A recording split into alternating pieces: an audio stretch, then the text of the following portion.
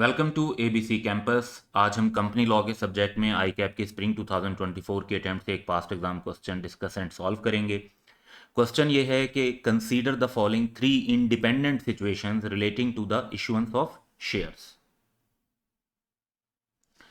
और फिर रिक्वायरमेंट ये है कि under the provisions of securities act 2015 discuss whether each of the above companies is required to issue a prospectus for the issuance of shares. If yes,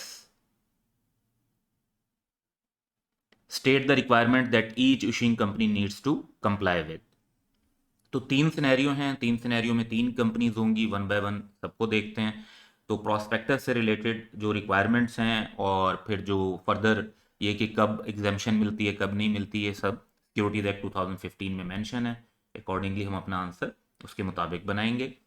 पहला scenario है the board of directors of pigeon limited, an unlisted company, entered into an agreement on 4 March 2024 with Duckling Private Limited and Dovlings Limited for issuance of 12 million ordinary shares with a face value of 10 each at 50 per share and 14 million ordinary shares with a face value of 10 each at 55 per share respectively. The said shares will be issued against cash consideration.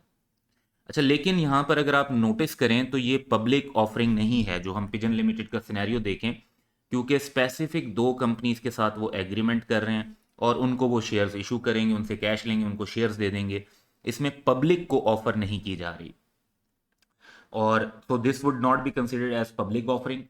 और इसको फिर कहते क्या है, इसको private offering कहते हैं। Sometime इस तरह का जब ज़्यादा लोगों के साथ एक अरेंजमेंट थोड़ा सा किया जाता है लेकिन पब्लिक के साथ नहीं, तो वो प्राइवेट प्लेसमेंट कहलाती है, जिसमें आप एक एजेंट और ब्रोकर के थ्रू ये काम करते हैं। ये डायरेक्ट कर रहे हैं तो ये प्राइवेट ऑफरिंग है, लेकिन अगर आप एजेंट और ब्रोकर के थ्रू कर रहे होते हैं तो उसे प्राइवेट प्लेसमेंट कहते हैं। प्राइवेट ऑफरिंग हो या प्राइवेट प्लेसमेंट हो, दोनों स्पेसिफिकली एग्जेम्प्ट हैं अप्रूवल इशू और पब्लिकेशन ऑफ प्रॉस्पेक्टस से। इसलिए पिजन लिमिटेड को प्रॉस्पेक्टस इशू करने की जरूरत नहीं है। सेकंड सिनेरियो है the board of director of duck limited, listed company, in their meeting held on 5th March principally approved the offer to offer 1 ordinary share for every 4 ordinary share to existing members at rupees 20 per share. As of 5th March, DL has an issued and paid up share capital of 50 million shares. The new shares will be electronically credited to each member CDC account in May 2024.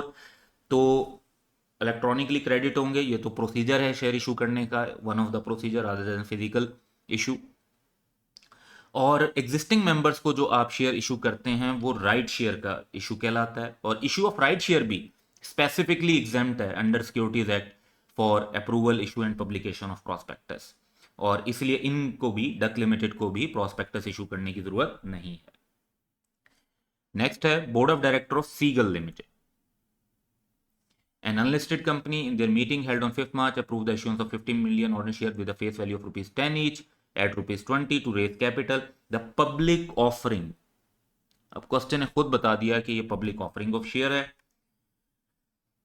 will commence on 12 June. The shares will be electronically credited into CDC account in August 2024. Once again electronically credit होंगे, ये main issue नहीं है। ये main issue है कि ये public offering है, और पब्लिक ऑफरिंग है तो इसके अंदर प्रॉस्पेक्टस इशू करनी पड़ेगी।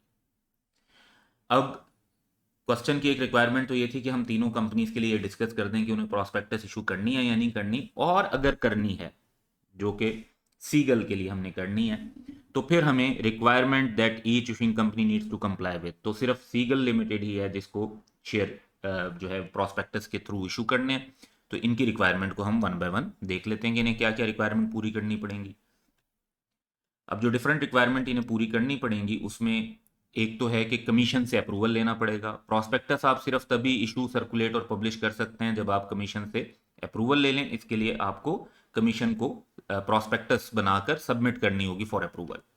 इसके बाद कमीशन के अप्रूवल लेने के बाद आपने जिस बात का इसमें ख्याल रखना है वो ये है कि अप्रूवल के लिए जब आपने जमा करवानी है कमीशन को, तो वो 21 डेज कम अज़ कम पहले आप जमा करवाएं from the date of publication.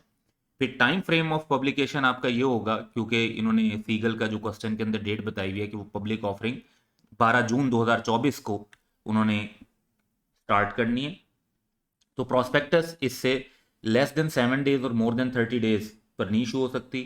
तो यानी आपका जो डेट है वो 14 मई से 5 जून के दरमियान में आनी चाहिए। पब्लिकेशन ऑफ प्रोस्पेक्टस जो है वो आप फुल टेक्स्ट में या ब्रीफ फॉर्म में एक उर्दू एक इंग्लिश डेली न्यूज़पेपर में पब्लिश करना पड़ेगा। प्रोस्पेक्टस की कॉपीज जो है अप्रूव्ड प्रोस्पेक्टस की कॉपीज फ्री ऑफ चार्ज आपको न्यूज़पेपर की पब्लिकेशन से लेकर क्लोजिंग ऑफ सब्सक्रिप्शन तक सर्टन जगहों पर अवेलेबल करनी पड़ेंगी। फॉर एग्जांपल कंपनी के रजिस्टर्ड ऑफिस पर, सिक्योरिटीज एक्सचेंज पर, बैंकर टू द इशू पर, कंसर्न शेयर रजिस्ट्रार पर, कंसर्न बैलेटर पर और कंसर्न क्रेडिट रेटिंग एजेंसी के पास। इसके अलावा जो प्रोस्पेक्टस है वो फुल टेक्स्ट में और शेयर सब्सक्रिप्शन फॉर्म के साथ जो सीगल लिमिटेड है इनकी वेबसाइट पर अपलोड की जाएगी और ये तब तक वहां पर रहेगी जब तक के सब्सक्रिप्शन क्लोज नहीं हो जाती, यानी न्यूज़पेपर में पब्लिश होने से लेके क्लोजिंग ऑफ सब्सक्रिप्शन तक। इसके अलावा पब्लिकेशन ऑफ एडवर्टीजमेंट का कॉन्सेप्ट अगर हम यहाँ पर देखें तो एसएल कोई भी ऐसा इशू सर्कुलेट, पब्लिश, टेलीकास्ट और ब्रॉडकास्ट नहीं करेगी एडवर्टीजमेंट जिसमें वो पब्लिक ऑफर ऑफ सिक्योरिटीज को अनाउंस कर रहे हो without obtaining prior written approval of the SCCP commission.